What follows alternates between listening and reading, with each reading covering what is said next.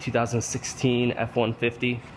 You have to buy the entire uniside. I'm gonna make my final cuts. I have them marked with tape. I stay putting in that work. Everything I get, I'm hurt. You can tell by the way I walk, I ain't just talking about it. I stay putting in that work. Everything I get, I'm hurt. You can tell by the way I walk, I ain't just talking about it. I stay putting in that work. I'm up in the morning like 5 in the morning, I'm already on. So when you just getting out of the box, boy, I'm rounding the corner. This ain't a persona.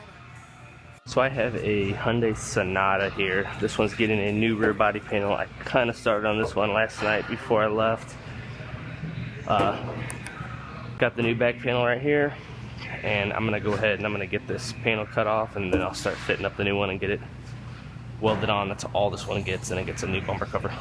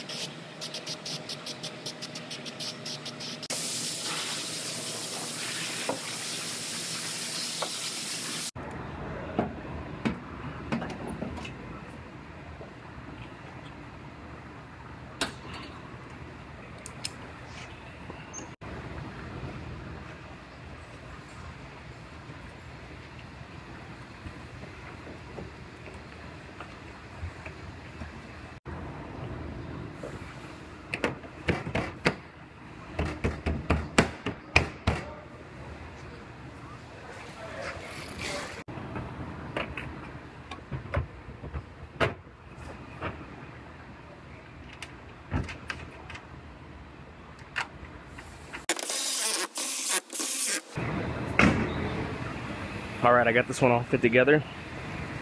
Trunk lid latches and seals good. Tail lights and the bumper fit. Everything fits nice. So I'm going to go ahead and lift the bumper back off, and I'm going to get this one welded together.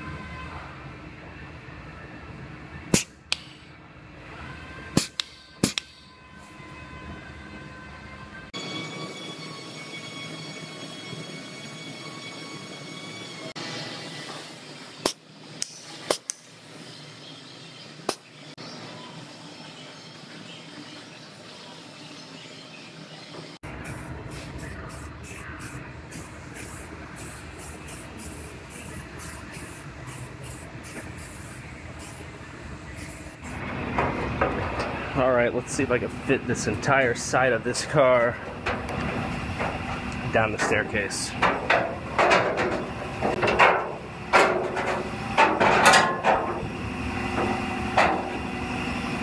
Looks like it's gonna fit.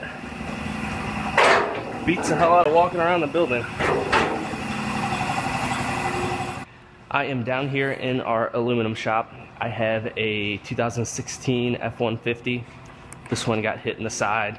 It's getting 2 doors, and then it has a bunch of damage to the rocker section from here down all throughout here. So it's gonna get a B-pillar rocker section. Now in this one, you have to buy the entire uniside. They don't sell sections of it. But they do have procedures in order to section this in. This one's gonna get sectioned in somewhere. I'll have to make some exact measurements, but somewhere in there, and here, and here. The main thing Ford doesn't want is they don't want you to section within 2 inches of the door hinges, the striker, or any seatbelt mounting anchoring points on the inside. So right in those areas where I'm gonna go ahead and get this section cut out and start trimming my new piece to fit and get this one going.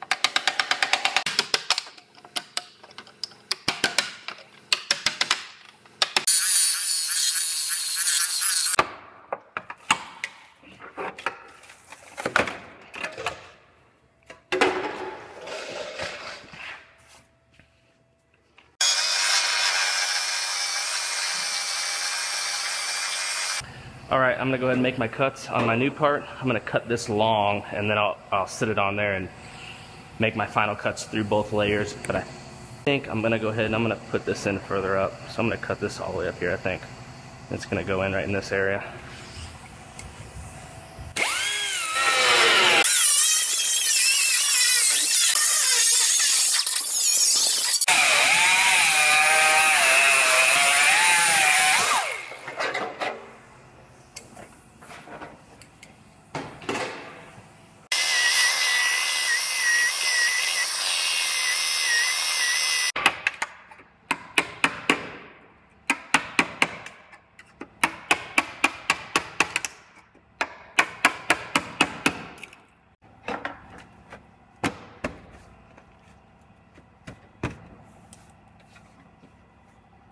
I got my new piece sitting up on there. I'm gonna make my final cuts. I have them marked with tape. One right there, right here, and right here. And I'm cutting through both layers, then I'll trim back the part on the car the rest of the way. And then I'll have my piece.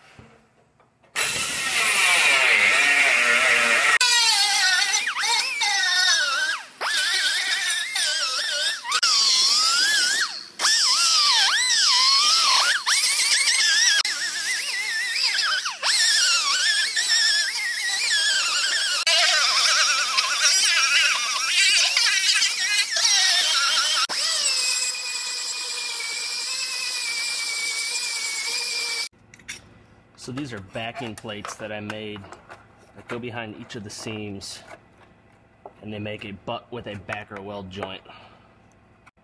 It makes welding the seam up a lot easier, being aluminum especially, and helps prevent warpage as well.